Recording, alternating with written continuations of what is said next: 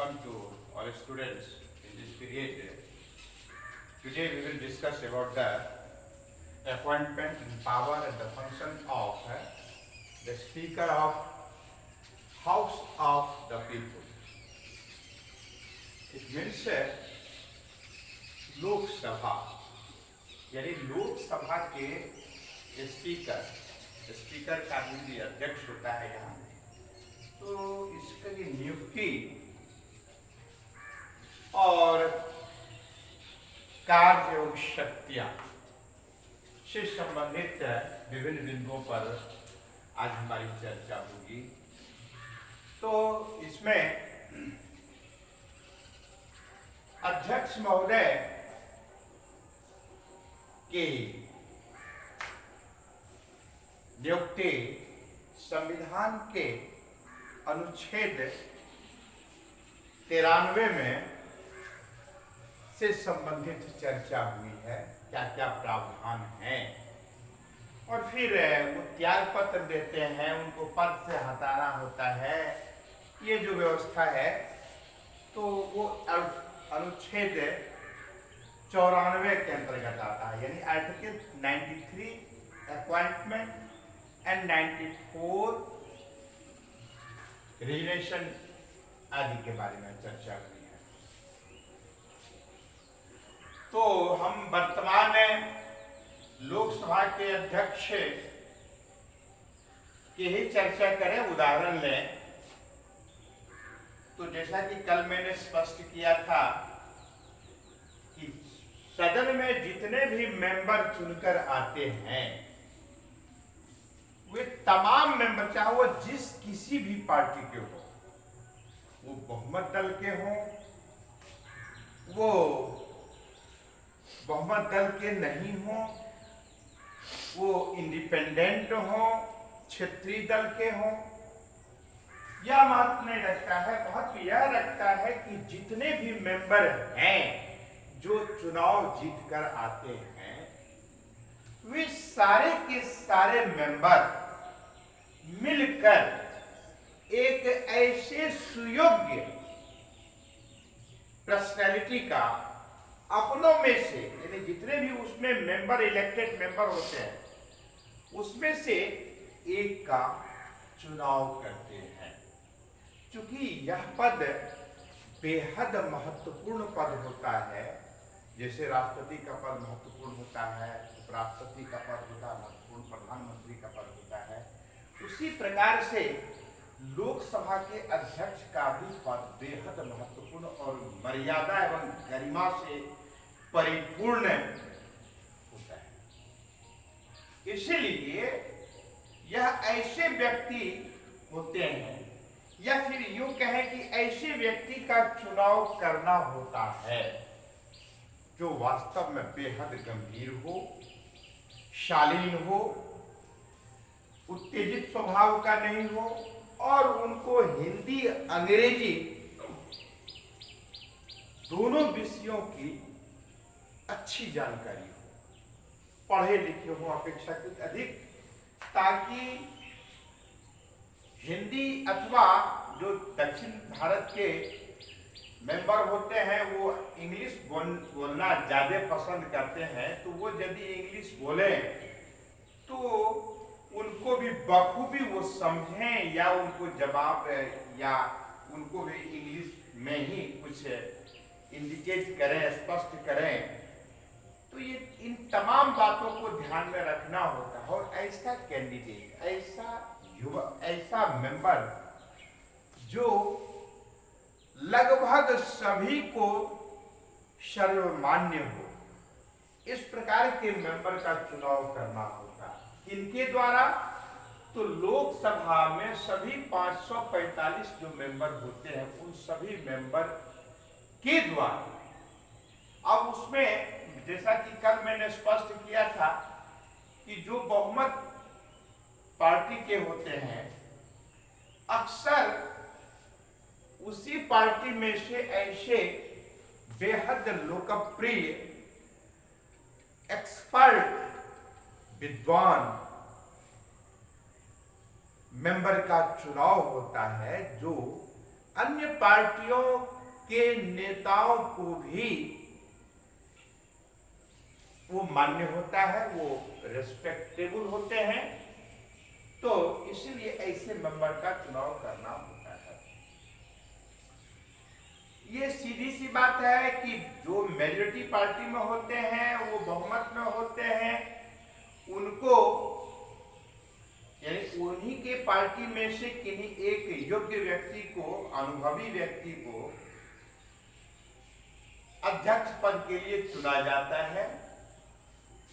कभी कभी देखा जाता है कि ऐसे कैंडिडेट भी होते हैं, ऐसे मेंबर भी होते हैं जो विपक्ष में भी होते हैं या अन्य पार्टी में भी होते हैं, जो सर्वमान्य यानी सभी को लगता है कि मोस्ट एप्रोप्रिएट उस पद के लिए होगा, तो ऐसा भी हो सकता है।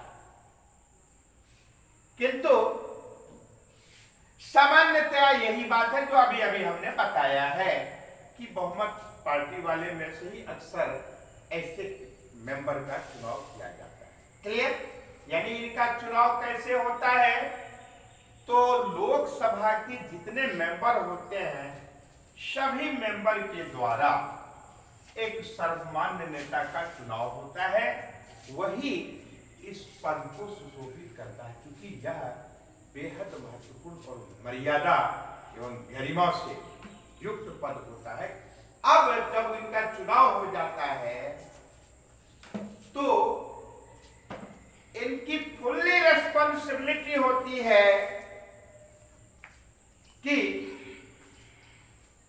वह व्यक्ति जो अध्यक्ष पद के लिए चुनाव जीत कर आते हैं, मैं चुनाव में उनका चयन हो पाता है सदन में, उनकी पूरी जवाबदेही बनती है। और वह है किसी एक पार्टी का, जिस पार्टी से वो चुनाव जीत करके सदन में आए हैं, उसी पार्टी का अब वह नेता नहीं रहेगा। अब उनके लिए संपूर्ण सदन के सभी सदस्य एक समान होंगे। यहां तक कि ऐसे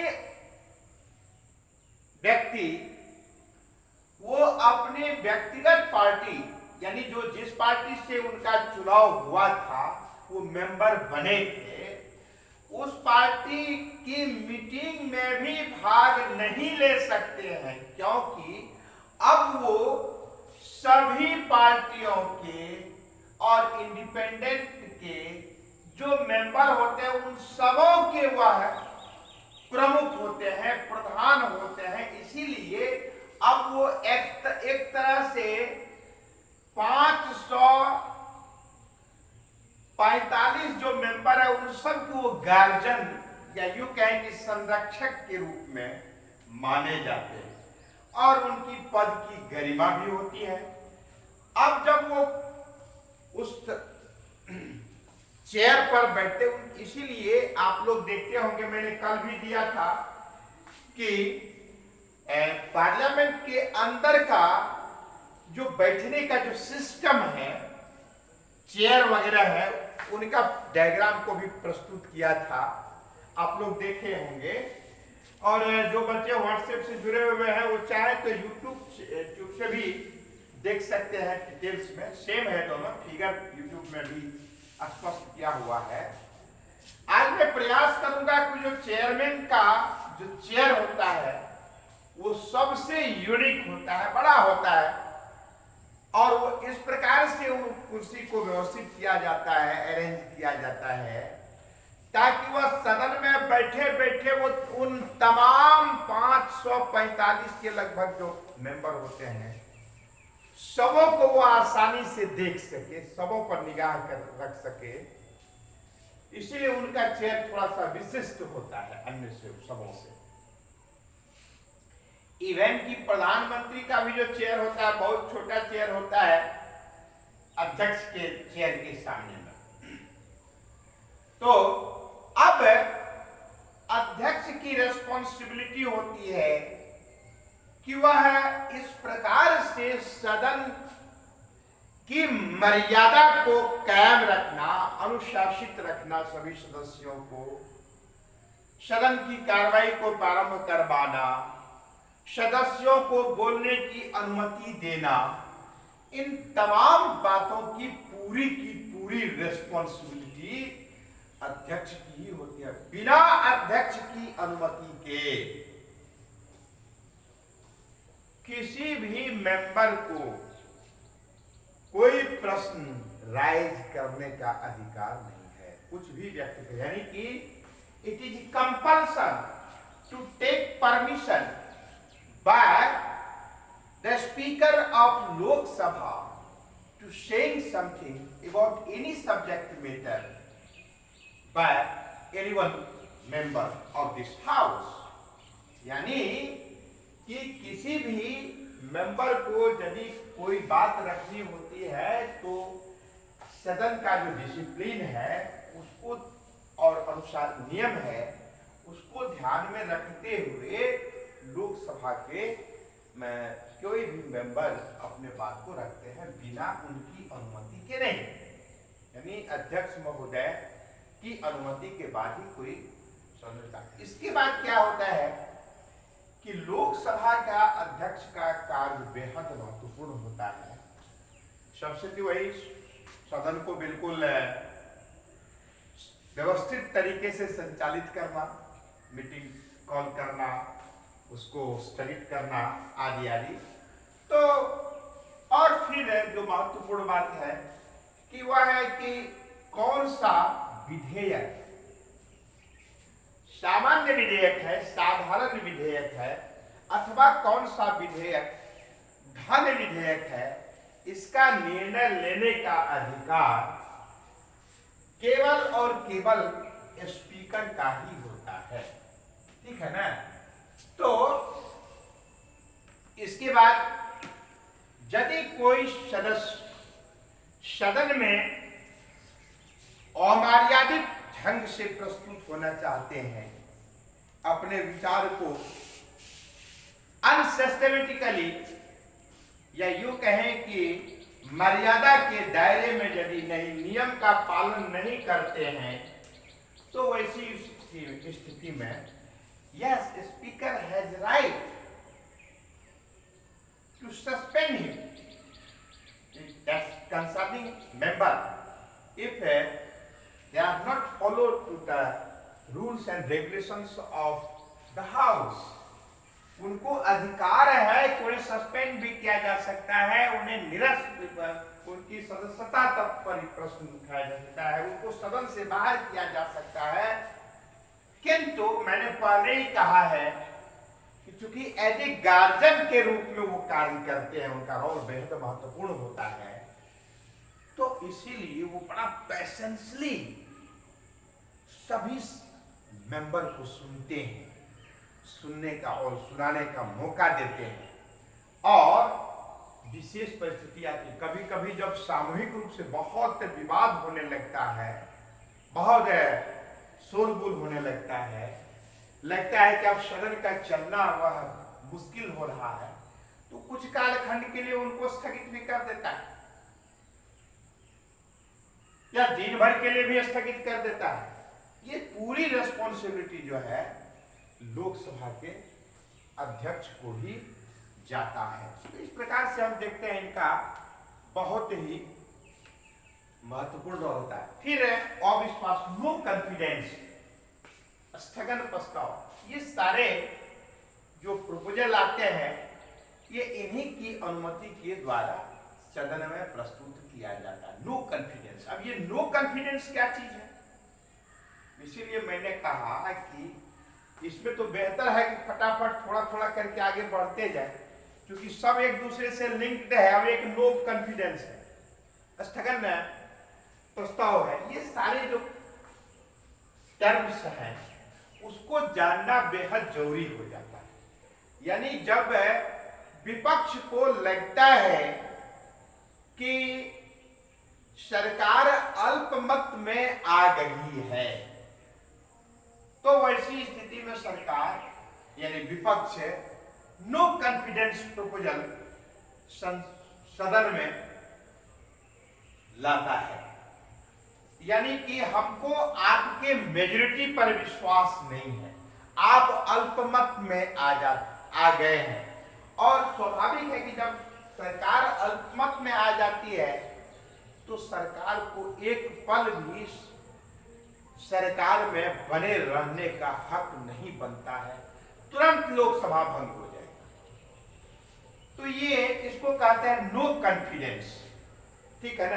अभी वर्तमान में मैंने यहां लिख भी डाले हैं कि कौन है, ओम बिरला। याद रखिएगा, ये बहुत बात सदन में नहीं करते, वो सबकी बात सुनते हैं। बहुत कम ही मौका मिलता है जब स्पीकर को कुछ बोलना पड़े। हाँ, हल्ला गुल्ला ज्यादा होता है तो शांत करने के लिए डरना भी पड़ता है, प्लीज शांत हो जाइए, प्लीज शांत हो जाइए। यार कभी कभी जब सदन में कार्रवाई हो रही होती है तो जरूर आप लोगों को देखना चाहिए, टेलीविजन वगैरह में भी दिखाया जाता है, आप देखिए बड़ा आनंद आएगा।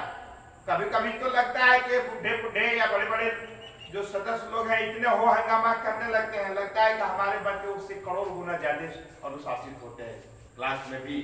हम इसलिए कभी कभी बड़े ही गर्व के साथ कहते हैं कि हमारे बच्चों से शिक्षा लेनी चाहिए सदन के मेंबर लोगों को कि कितना अनुशासित हमारे बच्चे। ये बात है कि बहस होनी चाहिए, बात सही है, लेकिन मर्यादा में, एक सीमा में, अनुशासन में। तो हमारे बच्चे, आप लोग जो बच्चे हैं, आप लोगों से उन लोगों को सीख लेनी चाहिए। मैं इस संकेत में इतना ही कहना चाहता हूं। दूसरी बात, जब कोई भी मुद्दा को लेकर के वोटिंग की स्थिति आती है, उस समय में क्या होता है, उस समय में इनको कोई राइट नहीं बनता है कि वो भी वोटिंग में हिस्सा ले, क्योंकि वो तो सभी पार्टियों की ओर से है, प्रतिनिधित्व करता है, इसलिए पर्टिकुलर किसी एक पार्टी में वोट कैसे देगा। ये सामान्य रूप से ऐसा नहीं होता। हाँ, जब 50-50 का वोटिंग का पोजीशन बन जाता है, ठीक है ना, वोटिंग का पोजीशन बन जाता है, उस स्थिति में यदि प्रोपोजल के पक्ष में और विपक्ष में बिल्कुल बराबर वोटिंग होता है, उस स्थिति में स्पीकर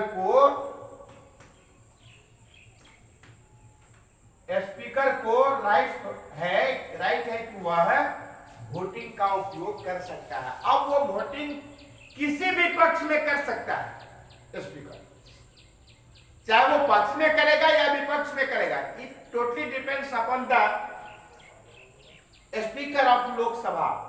किंतु सामान्यतया क्या होता है, एक तो ऐसी स्थिति प्राय नहीं आती, यदि आती भी है तो देखा जाता है कि वो जिस पार्टी से बिलोंग करता है वो उसी पार्टी को शायद वो ज्यादा उनका झुकाव बन जाए, किंतु वो स्वतंत्र है, किसी पार्टी को किसी ग्रुप में उनका वोटिंग हो सकता है। इस स्थिति में जब बराबर की स्थिति बनती है तब ये जाकर के वो वोटिंग कर सकते हैं। आज विश्व पर्यावरण दिवस है। इस शुभ अवसर पर आप सबको, आज यही 5 जून है,